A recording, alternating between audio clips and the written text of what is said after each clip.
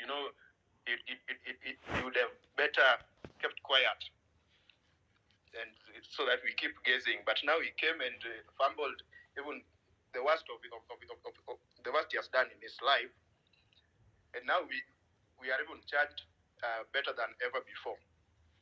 And that just reminded me of the Estates General that preceded the French Revolution.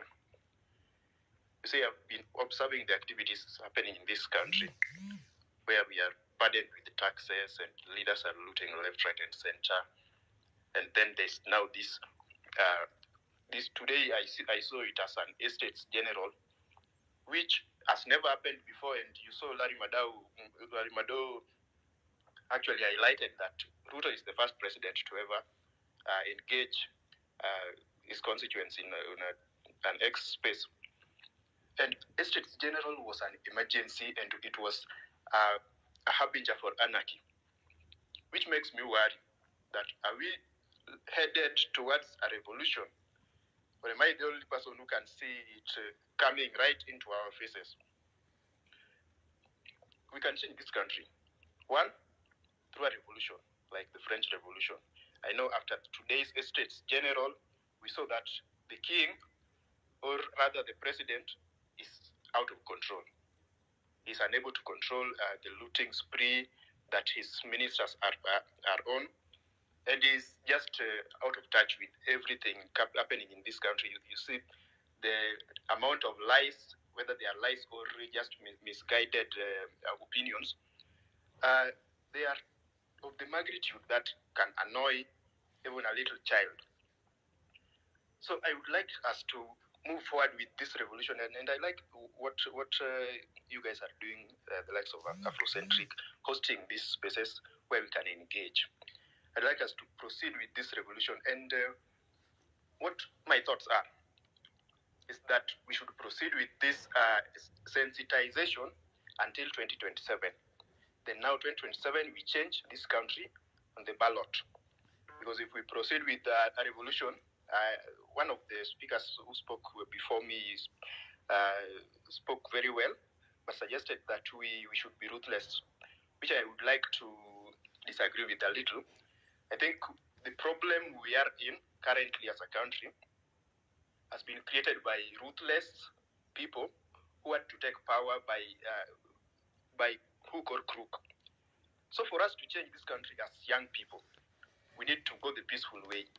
Let us strategize until 2027 and now change the leadership of this country completely. And the only challenge that we face at the ballot is that most young people with brilliant ideas also come with very lean pockets. They probably don't have that much money to make it pompous and very colorful, but those ideas are the ideas that can change this country. We saw in the 2022 general election, we had one of the youngest presidential aspirant was Pidgin Odimwengu.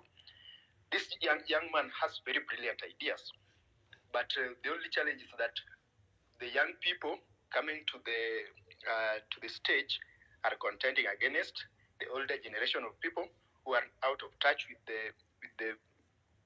their constituents, and whose only claim to fame is that they have looted millions of shillings, and they are willing to buy their way into these seats so that they can loot even more.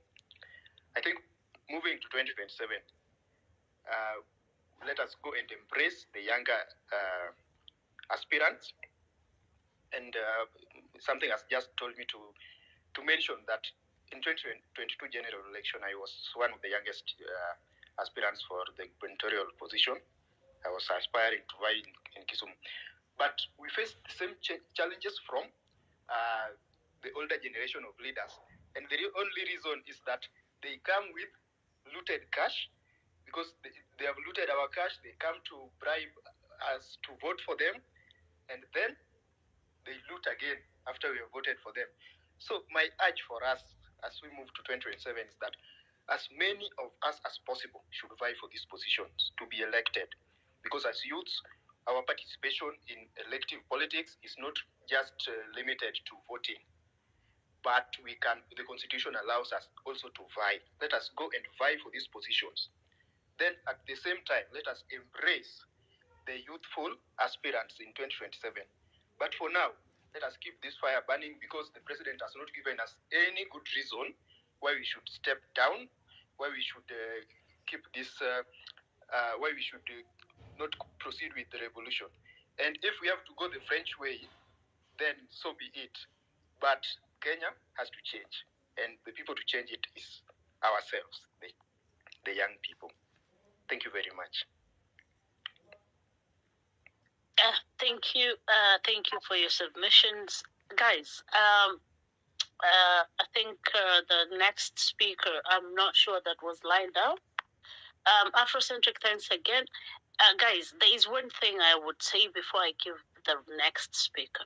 We have 7/7, Saba Saba on Sunday. Okay? These sideshows and sidelines, we should not even worry about them. We're giving these people legitimacy. Talking about whoever hosted the Zakayo today. How did they get the legitimate? We gave them, we legitimized them. How? Many of you would say how? Because when wamesema, oh, fulani ameabductiwa, and then what happened?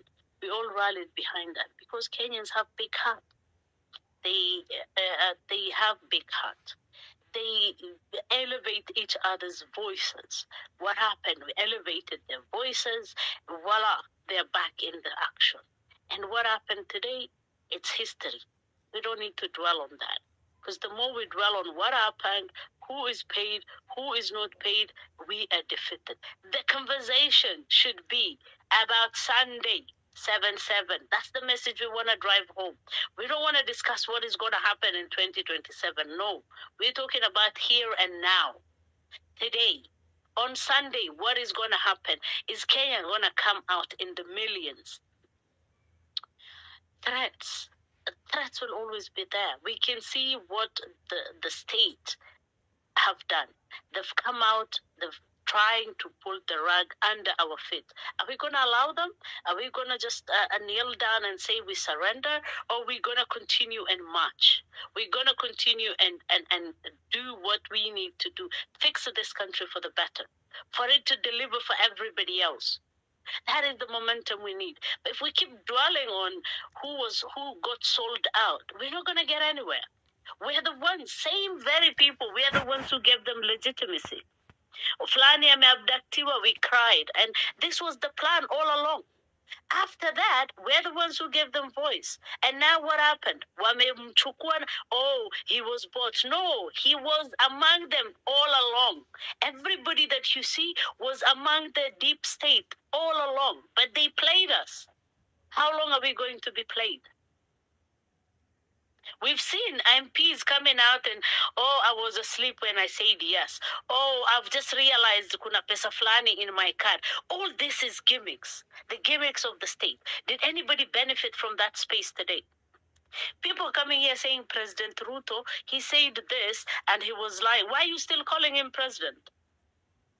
Why?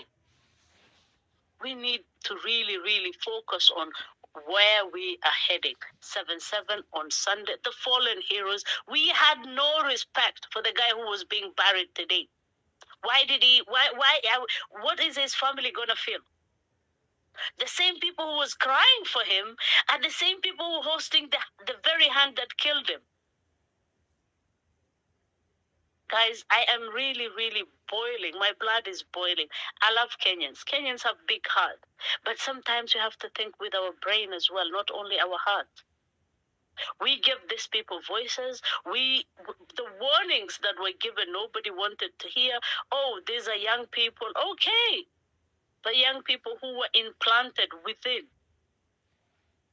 Why can Afrocentric not be changed? Why from the first day he held the space up to today his message is the same? Why am I not changed? Why are you guys here in this space? Why are you not changed? Because these people, they pretended. It was the devil in disguise. And they disguised very well. Now we know better. Now what do we need to do? Are we going to spend time talking about them?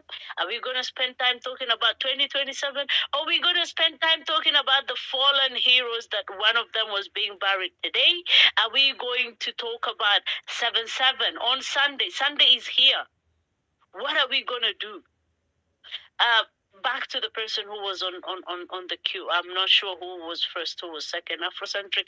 And those messages, and on the chat box, I don't see hashtag still trending. That hashtag has to trend. How many thousands of us are here in this space? Please, do the hashtag.